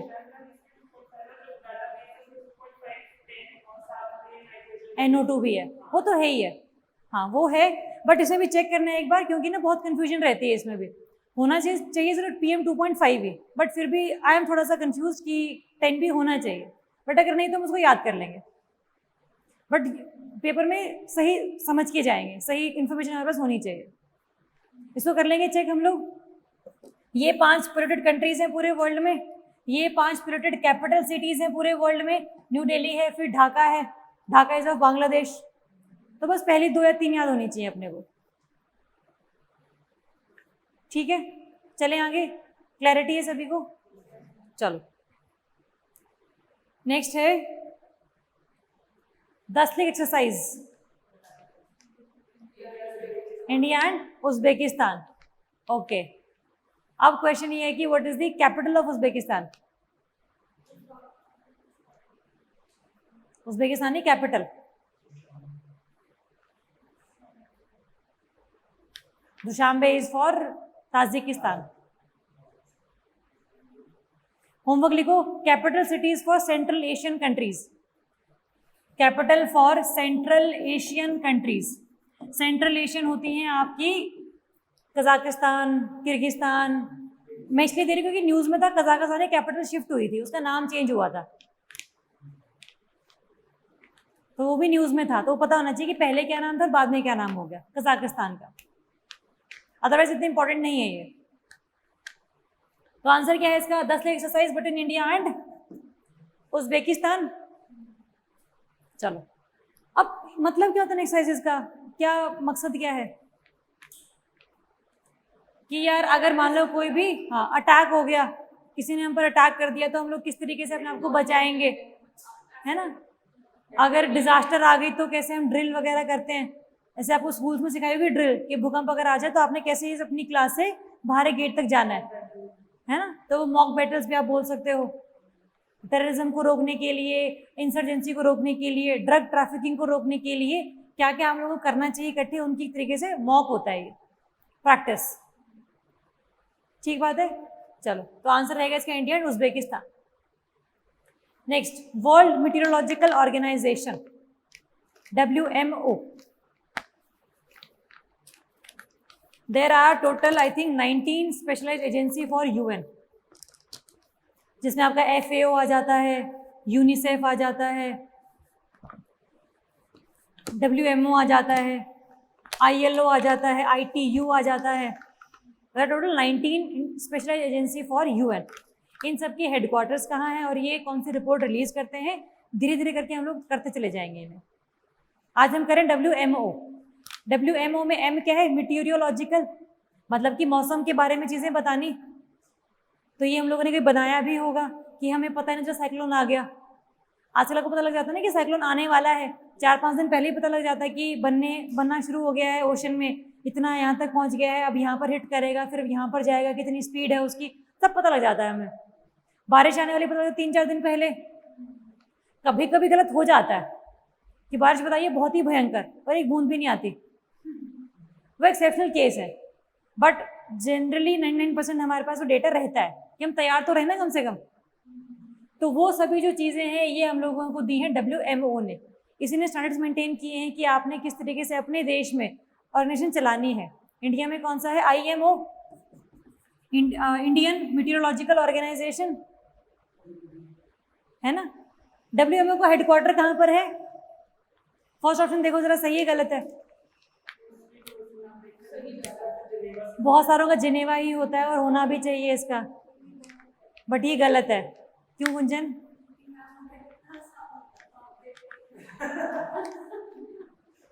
तुमने ये सोचा अगर मैंने सही दे दिया होगा,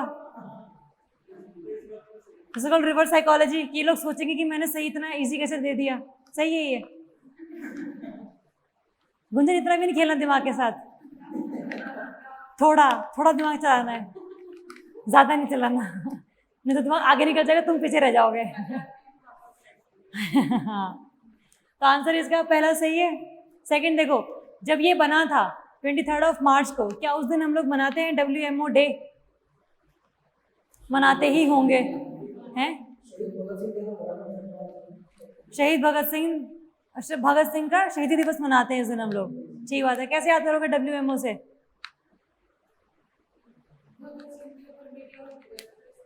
मीटियोर्स नहीं, मीटियोरोलॉजिकल है, दोनों में बहुत फर्क है। मीटियोरोलॉजिकल मौसम, मतलब उस दिन मौसम बहुत खराब था क्योंकि हम लोगों ने एक हस्ती को खो दिया। आप ऐसे याद कर सकते हो, है ना, तो वैसे याद कर लेना। तो 23 मार्च इज दी WMO डे। तो answer is C। Theme, early warning and early action. जितना जल्दी वार्निंग आपको मिल जाए उतनी जल्दी आपने एक्शन लेना है। इसके लिए चाहिए क्या है? Early warning. ये वार्निंग देगा कौन? इंडिया में IMO या फिर पूरे वर्ल्ड में WMO। तो early warning and early action is the theme for this year. क्या हम एक AC ऑन कर सकते हैं? है ना, अच्छा नीचे से ऑन कर दो उसको। चलो नेक्स्ट क्वेश्चन आ जाओ। आर्टेमिस प्रोग्राम, आर्टेमिस प्रोग्राम सुना है इसके बारे में? ये तो सुना होगा कि हम लोग चांद पर कदम रखने की कोशिश करना चाह रहे हैं, we want to land on moon. अभी तक किसी पर्सन ने कदम रखा है चांद पे? Neil Armstrong. सेकंड कदम किसने रखा है? उसी ने रखा है। एक बार थोड़ा सा जाएगा। होमवर्क लिखो। How many persons have landed on moon? How many persons have landed on moon?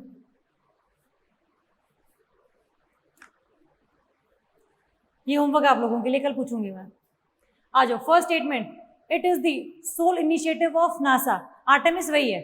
Artemis चाहता है कि धीरे धीरे, एक नहीं, दो नहीं, हजार नहीं, लाखों नहीं, पूरा जो अर्थ है वो शिफ्ट हो जाए मून पे। मून पर हमारी कॉलोनीज हो, हमारे प्लॉट्स हो वहां पर, ताकि यहाँ अगर भीड़ लगे तो आप वहां चले जाओ। तो ये पूरी फैसिलिटी बनानी है हमें। विजन देख रहे हो तुम? एक्सपायर हुआ पिछले दिनों। वो अभी नहीं हुआ, 2 साल हो गए उसको। अभी उसका भी प्लॉट है वहां पर, उसने खरीदना था और खरीद लिया था। मैंने उसको इतना फॉलो नहीं किया केस को, बट चलो तुम कहते हो मान लेते हो। आ जाओ आ जाओ, यहाँ पर ध्यान दो।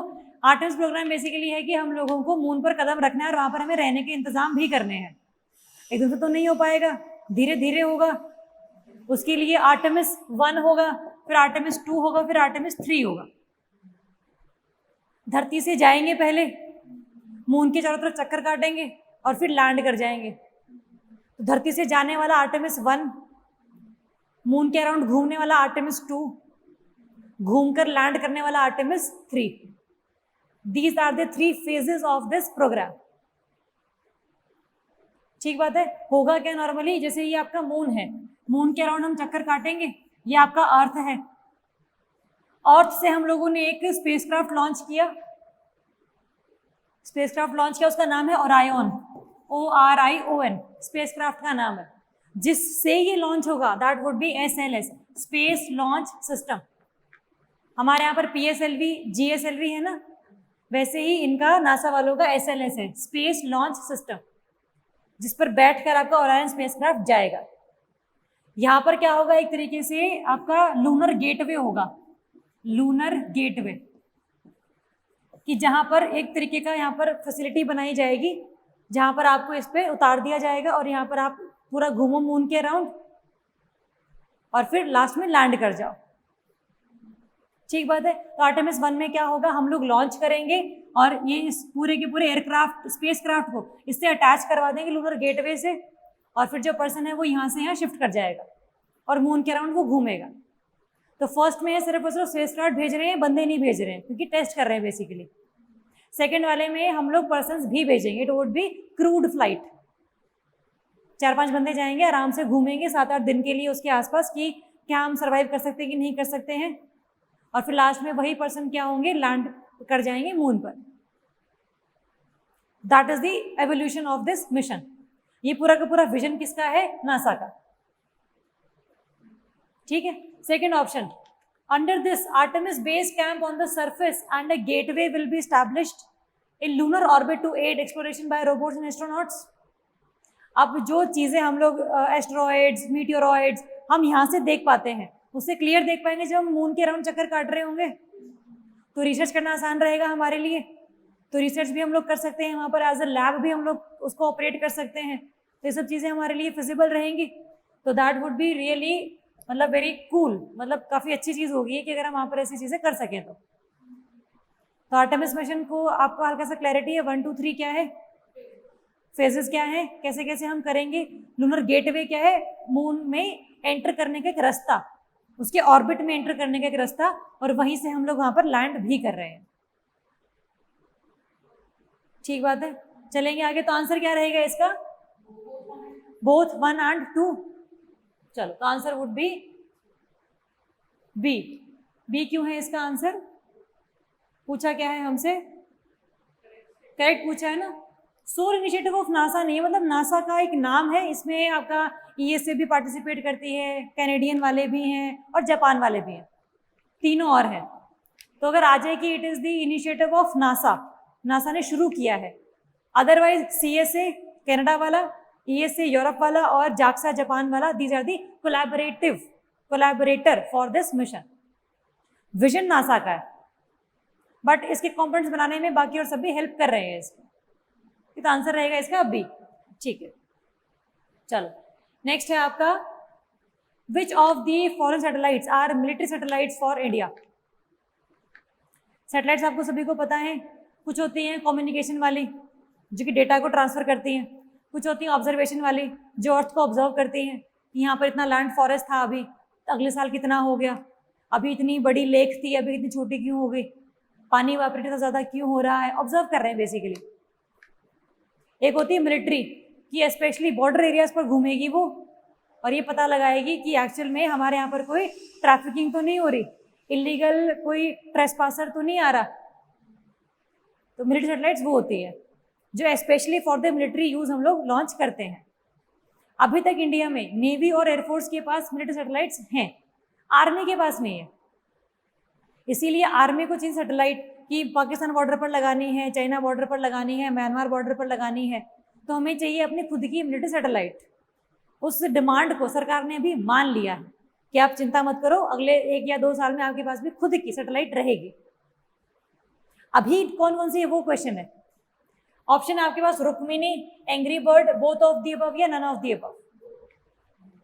बोथ, जो आपका रुक्मिनी है ये है आपकी नेवी वाली, ये नेवी के लिए काम करती है, और जो एंग्री बर्ड है वो काम करती है आपके एयरफोर्स के लिए। ए से याद कर लेना, ये कंफ्यूजन ना हो कि रुक्मिनी नेवी की थी एयरफोर्स की थी। रुक्मिनी में एन है, नेवी में भी एन है, एंग्री बर्ड में ए है, इसमें भी एयरफोर्स है। ये है आपकी रुक्मिनी इज दी GSAT-7, ये है आपकी GSAT-7A। जो आर्मी वाली होगी उसका नाम होगा GSAT-7B। रहेगा याद? ठीक है, चलो तो आंसर है इसका C, both of the above. GSAT-7 Rukmini, GSAT-7 angry bird and navy air force, और आर्मी के लिए कौन सी आएगी वो भी हमने देख लिया। क्लैरिटी है क्वेश्चन की? सैटेलाइट क्या होती है सबको पता है, अर्थ के अराउंड घूमती हैं। टाइप्स क्या होते हैं, ऑर्बिट्स क्या होते हैं, हम साइंस एंड टेक में करेंगे। आ जाओ नेक्स्ट, एक्सपोर्ट प्रिपेयर्डनेस इंडेक्स 2020-21। नाम से क्लियर है, एक ऐसा इंडेक्स जो ये दर्शाता है कि आपने अपने स्टेट में क्या क्या काम किया है to improve the exports. Gujarat ने कितना काम कर लिया, हरियाणा ने कितना काम कर लिया। अब अगर मैं गुजरात और मध्य प्रदेश को कंपेयर करूं तो क्या सही बात होगी? गुजरात के पास कोस्ट है, वो इजीली एक्सपोर्ट कर सकता है, मध्य प्रदेश लैंड लॉक्ड है, तो दोनों को अलग अलग कैटेगरी रखना पड़ेगा मुझे, क्योंकि that would be discrimination then. इसीलिए अलग अलग कैटेगरीज हैं, एक आपका कोस्टल स्टेट, एक है लैंड लॉक्ड स्टेट, एक आपका ओवरऑल स्टेट्स कि सब कुछ मिला के, और एक है आपका यूटी। तो these are 4 categories, land locked, आपका कोस्टल, और एक यूटी, और एक है आपका ओवरऑल। कि ठीक है, अगर हम कैटेगरीज नहीं भी बना रहे तो किसने अच्छा काम किया एब्सोल्युटली बता दो ना। पढ़ो पहला option, it is published by NITI आयोग। ये तो सही है, सही बात है, सही है, नहीं पता, सही लग रहा है सही। कितने की शर्त है? पैसे नहीं है शर्त नहीं लगानी, तो शर्त नहीं लगा रहे हैं तो तुम जीत जाते, तुम्हें 100 रुपये मिल जाते हैं मुझसे। Answer is yes, NITI Aayog. ठीक है, चलो हाँ अवेल कर लेनी चाहिए second statement, Gujarat top the index in this category. Overall category में भी गुजरात टॉपर है, कोस्टल में भी गुजरात टॉपर रहेगा, ऑब्वियसली ओवरऑल में जब टॉपर तो कोस्टल में तो रहना ही चाहिए उसको। Third, Haryana top the index in the land locked category. पहले 2 पढ़े थे, हरियाणा नहीं पढ़ा। मेजर हरियाणा मेजर नहीं है, वही तो yes, Haryana is at the top in the land locked categories. तीनों ही आपके सही है, बट क्वेश्चन अब ये आता है कि इसमें कौन है, यूटी में कौन है? लैंड लॉक्ड देख लिया, कोस्टल देख लिया, ओवरऑल देख लिया। यूटी में दिल्ली नहीं होगा, यूटी में दिल्ली है, होगा। तुम टोन चेंज करो तुम भी सारे अपनी एक बार। तो हाँ कर रहे हो कि ना कर रहे हो, कंफ्यूजन हो रही है मेरे को बहुत ज्यादा। पूछा क्या है? Correct statement, all of the above. अब क्वेश्चन ये आता है आपके पास कि होमवर्क लिखो, what are the parameters for EPI, कि क्या क्या पैरामीटर्स होंगे तभी तो मैंने रैंक दी है किसी स्टेट को। क्या मेरा मन करा था कि जो मेरा मन आया मैंने इंडेक्स में उसको रैंक दे दिया? कुछ पैरामीटर्स होंगे कि उसने अपनी बिजनेस पॉलिसी कैसी बनाई है, वहां पर बिजनेस एनवायरनमेंट कैसा है, कुछ पैरामीटर्स तो होंगे। आपने देख कर आना है पैरामीटर कौन कौन से हैं। होमवर्क देने का मकसद सिर्फ इतना होता है कि आप घर जाके इसको देखोगे, आपकी चीज़ रिवाइज होगी, अपने हाथों से लिखोगे तो चीज़ें लॉन्ग टर्म के लिए याद रहेंगी, और मिनट लगेंगे सिर्फ 15 आपको। तो होमवर्क सभी ने करना है, और पेजेस नहीं कॉपीज लेकर आया करो, रजिस्टर बनाओ सारा, क्योंकि ये पेजेस तो खत्म हो जाएंगे, आज ही खत्म हो सकते हैं, ये उड़ गए तो। इतनी आंधी चल रही है बाहर। कॉपीज होनी चाहिए सभी के पास, रजिस्टर्स होने चाहिए, बल्कि मोटा सा, क्योंकि अगले 2 महीने पढ़ना है हम लोगों को करंट अफेयर। आ जाओ। अच्छा, एक और कैटेगरी है हमारी हिमालयन स्टेट्स, 5th कैटेगरी भी है हिमालयन स्टेट, जिसमें हम डिफरेंट हिमालयन स्टेट्स को कंसिडर कर रहे हैं। उसमें आपका उत्तराखंड टॉप पर है, ये भी आप हल्का सा देखेंगे।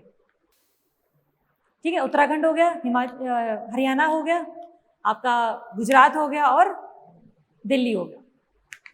चलो नेक्स्ट है Surajkund international mela, pride of Haryana, हर साल होता है, पिछले साल हुआ था।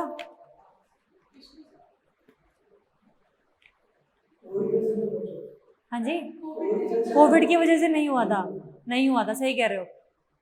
पढ़ो पहला statement, this fair is held in every year in Allahabad Uttar Pradesh. गलत है, कहाँ पर होता है फिर ये? फरीदाबाद। शाबाश। Second, Jammu and Kashmir is the theme state and Uzbekistan is the partner nation for this year. इसमें क्या होता है ना कि थीम स्टेट होता है कि स्टेट की हम जितनी भी चीजें होंगी वो प्रदर्शित करेंगे। एक स्टेट नेशन होता है, एक नेशन होता है पार्टनर वाला, जिसमें हम देखते हैं कि उसकी रिगार्डिंग जो भी हैंडीक्राफ्ट्स हैं, उसकी जो कल्चरल वैल्यूज हैं, उसको हम दर्शाते हैं पूरे इंडिया में। तो क्या ये सही बात है? Is Uzbekistan is the theme state, theme nation और पार्टनर नेशन? पता नहीं।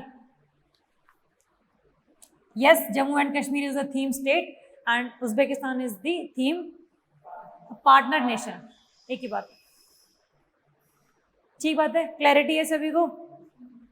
कौन सा सूरजकुंड मेला हुआ है अभी हमारा? It is the 35th Surajkund mela. ऐसे भी क्वेश्चन आ सकते हैं, हरियाणा है कि कौन सा वहां है, तो 35वां है अभी। चलो नेक्स्ट आ जाओ, जोजिला पास, जास्कर, लद्दाख, कैलाश या फिर कराकोरम रेंज। जास्कर है, जेड से जोजिला है, जेड से जास्कर है। कुछ न्यूज में इसलिए था क्योंकि इसको अभी विंटर्स खत्म होने के बाद दोबारा से ओपन कर दिया गया था। ठीक है, जोजिला पास है, जास्कर रेंज है, जो कि इस साइड वाले जास्कर रेंज के एरिया को उस साइड जास्कर रेंज से जोड़ देता है। पास वही होते हैं, रास्ते बिटवीन दी माउंटेन्स।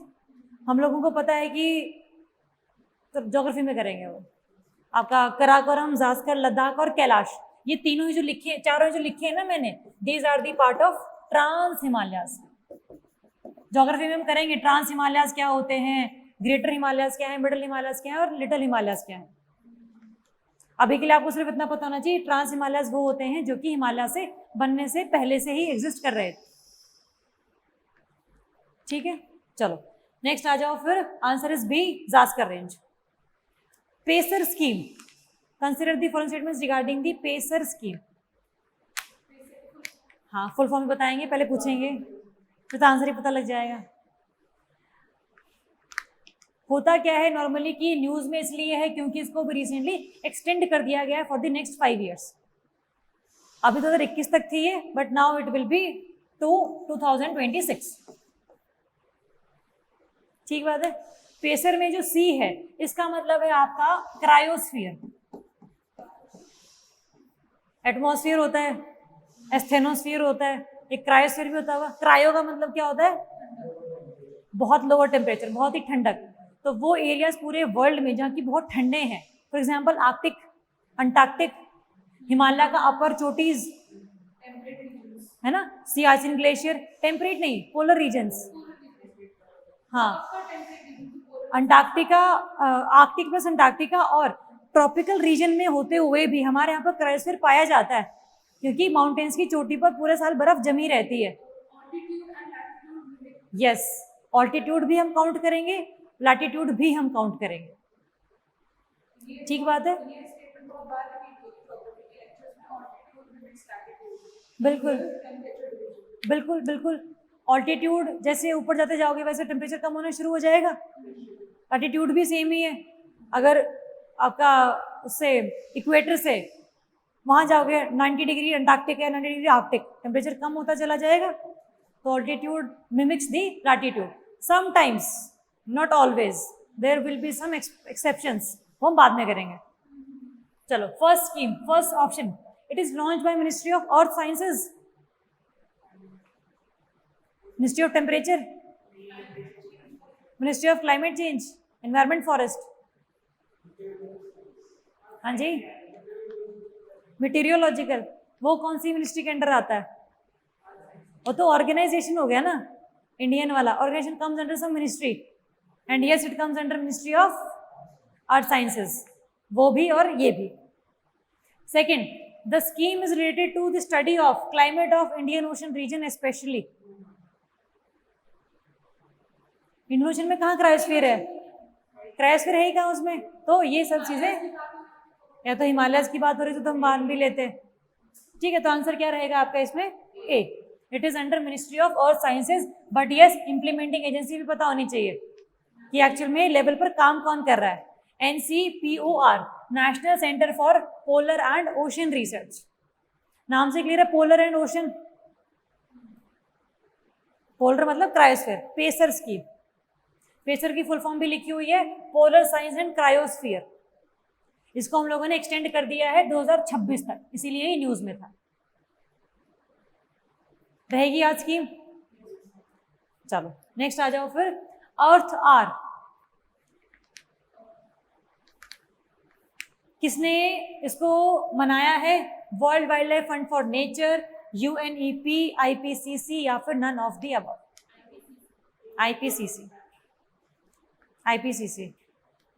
होता क्या है शानू? नहीं पता, तुक्का मारा ना तुमने? जय माता दी टिक। हाँ जी, यस, पोल्यूशन नहीं, हाँ 1 घंटे के लिए लाइट बंद करते हैं। 1 घंटे की लाइट बंद करते हैं पूरे साल में एक बार या 1 महीने में एक बार? पूरे साल में एक बार। ठीक है, और ये सब करता कौन है? World Wildlife Fund for nature. पैसे चाहिए, लाइट बंद करोगे तो पैसे खर्च होते हैं बेसिकली, आप पैसे याद कर सकते हो, तो पैसे बचते हैं वैसे तो पैसा बचेगा, फंड है तो पैसा बचेगा। होता क्या normally, last Saturday of March, हर मार्च का लास्ट सैटरडे हम लोग मनाते हैं अर्थ आर, जहां पर हम 8:30 बजे से लेकर 9:30 AM या PM? AM में तो वैसे लाइट होती है, वैसे लाइटें बंद होती हैं। शाम को 8:30 9:30 बजे तक हम लाइट्स बंद कर देते हैं, ताकि पूरे वर्ल्ड में संदेशा जाए कि हमारे लिए कितनी ज़रूरी है लाइट्स को सेव करना। क्योंकि जितने आप लाइट खर्च करोगे उतने ज़्यादा कोल जो है वो आप यूज़ करोगे, और कोल क्या करता है? पोल्यूशन कॉज करता है। तो आपका पोल्यूशन भी डाउन आ जाएगा, आपकी एनर्जी एफिशिएंसी भी इंप्रूव होगी, और आपके अंदर एटीट्यूड आएगा कि आपने बिजली बचाने नहीं खर्च करनी है ना। तो इसके लिए हम मनाते हैं अर्थ आर, जो एक कौन मनाता है? World Wildlife Fund for nature. पैसे बचाने हैं, फंड बचाना है, तो आंसर वुड बी ए। 9:30 तक, last Saturday of March. Date अलग हो सकती है क्योंकि सैटरडे कभी पड़ सकता है वो, तो वो याद रखेंगे। Next, which city hosted the 5th summit of BIMSTEC? Colombo, Dhaka, Thimphu और काठमांडू? पहली बात तो बिम्स्टेक क्या क्या भला है, ये क्या है बिम्स्टेक? बिम्स्टेक इज, सुना है इसका नाम? सुना, नाम सुना, फुल फॉर्म नहीं याद आ रही। होमवर्क लिखो। बिम्स्टेक, इसकी full form established in which year and members ये है बेसिकली वो इनिशिएटिव जो कि वो मेंबर कंट्रीज हैं जो बे ऑफ बंगाल को टच करती है। Bay of Bengal initiative for multi sectoral technical and economic cooperation. मैंने बता दिया लेकिन आप लिख नहीं पाए। हाँ लिख लेना, घर जाके एक बार पूरा सर्च भी करना है इसे, ताकि रिवीजन हो जाए। तो वो कंट्रीज जो बे ऑफ बंगाल को टच करती हैं। बट क्या आप ढाका, भूटान और नेपाल किसी का पार्टी नहीं बनेंगे? बन सकते हैं लेकिन नहीं है। नहीं मैं डांट नहीं रही हूँ, मैं सिर्फ पहले से पूछ रही हूँ, मेरी शक्ल ऐसी है। मैं डांट नहीं रही, मैं पूछ रही हूँ कि इसमें क्या भूटान और नेपाल के कभी मेंबर होंगे नहीं किसी के, जो सी को टच करने वाली ऑर्गेनाइजेशन होंगी? लैंडलॉर्ड, उसमें गलती क्या है इनकी? तो ये हो सकते हैं मेंबर। हाँ तो डिस्क्रिमिनेशन हो सकता है, इसका मतलब हम लोगों ने इनको मेंबर बना लिया होगा। यार कोई बात नहीं, हम 6 तो तुम 2 और आ जाओ, क्या हो गया, 8 हो जाएंगे, मिल बैठेंगे सारे, है ना। तो आपने क्या करना है, आपने इस बिम्स्टेक के मेंबर पता करके लेकर आने हैं, कब ये स्टैब्लिश हुआ था, कहाँ इसका हेडक्वार्टर है और इसकी फुल फॉर्म क्या है। हो जाएगा होमवर्क। ऐसे ही हम लोग धीरे धीरे साफ कर लेंगे, ऐसे ऐसे हम लोग फिर एशियान करेंगे हम, और ऐसे ऐसे धीरे धीरे करके हम लोग बाकी और ऑर्गेनाइजेशंस भी करेंगे। ठीक बात है। इसका आंसर बताओ, कहाँ हुआ था? ढाका बांग्लादेश। तुक्का मारा ना आपने? फुल फॉर्म के बाद बोल रहे हो? तो फिर श्रीलंका भी तो तुक्का मारा आपने। तो पहले यहाँ बोल दो। आंसर है आपका ए, कोलंबो। ऐसे याद कर लेना कि वैसे तो श्रीलंका में पैसे है नहीं, मीटिंग ही नहीं करवानी है, वो भी किसकी, बिम्स्टेक की।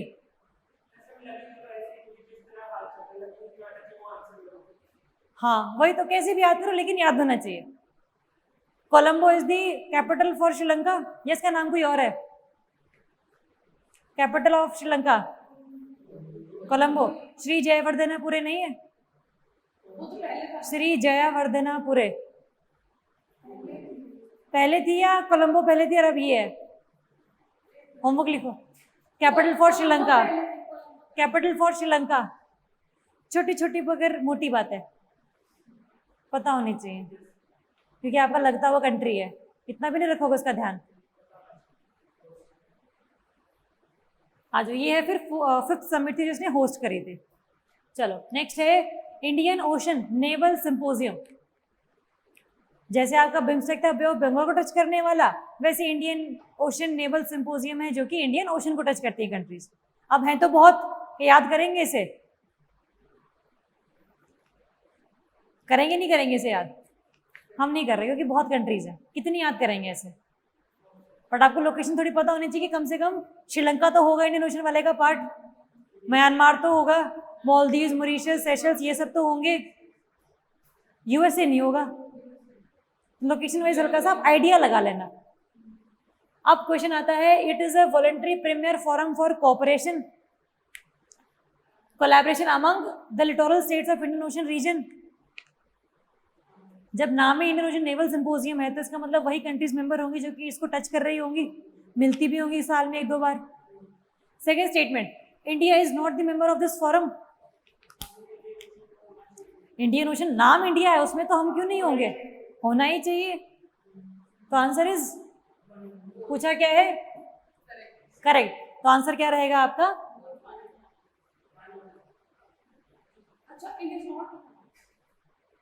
Answer is 1 only, A, both नहीं। Diksha silly mistake. आ जाओ। Right, Mons mountain recently seen in the news is found on which planet? Mons से मतलब है माउंटेन्स, और राइट का मतलब है जिस पर्सन ने प्लूटो को खोजा था उसके नाम पर रखा गया ये, तो प्लूटो का ही होगा ये।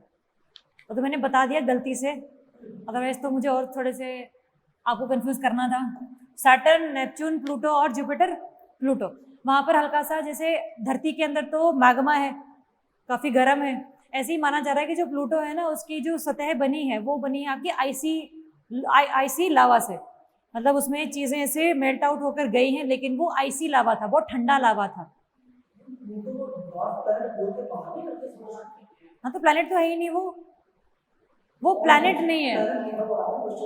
अच्छा, ड्वार्फ प्लैनेट, फिर तो आंसर ही प्लूटो रहेगा ही नहीं। नाइस नाइस नोटिस, हम लिख सकते हैं प्लैनेट और ड्वार्फ प्लैनेट, तब बन सकता है सही स्टेटमेंट है।